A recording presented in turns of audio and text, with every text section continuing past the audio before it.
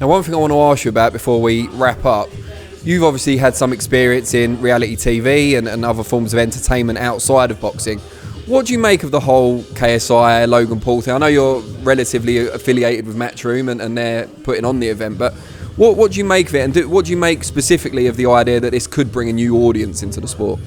I'm so interested in it. Like, it's just mad because as a boxing fan, obviously they're not professional fighters, but from a commercial point of view, it's an extremely smart move from DAZN, Sky and Eddie. So I'm extremely interested in how this goes and where it goes from here. Are they going to have a trilogy? I don't know, but I think from a figures point of view, it's obviously going to attract a lot of subscribers.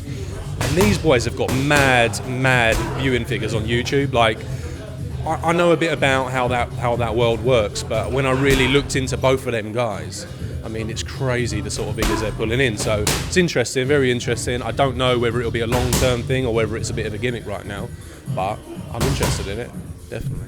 Is it giving you sort of ideas in terms of other YouTube personalities that you might want to work with or anything like that? Honestly, I haven't looked into it that far, but I mean, we'll see if it's going to be a major success, won't we? But possibly, I don't know. Do you think coming from that kind of background and then into boxing, do you think that can help in terms of interview skills and self-promotion, knowing how to market yourself, coming from kind of an entertainment background anyway? 100%. I mean, the whole thing's just been like a complete...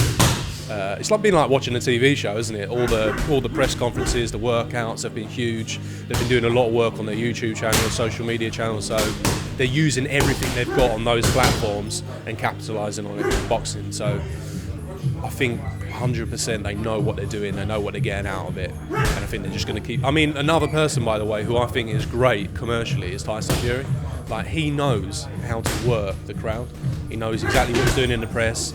The WWE thing he did recently was a major sort of transition over to a whole different audience, and I think them sort of guys are going to reach big platforms because of that. They know what they're doing, and I think all these other guys can take something from that. I think even these younger guys coming through, people like Frankham, people like John Doherty, they're watching these people now, and they're starting to understand that you have got to have a little bit of something about you in these sort of commercial appearances, whether it's at the workout, the press conference, or whatever it is, if you want to hit that sort of big stage. So it's interesting to watch. They're good people to watch. I don't know how it's going to go long term, but it is really interesting.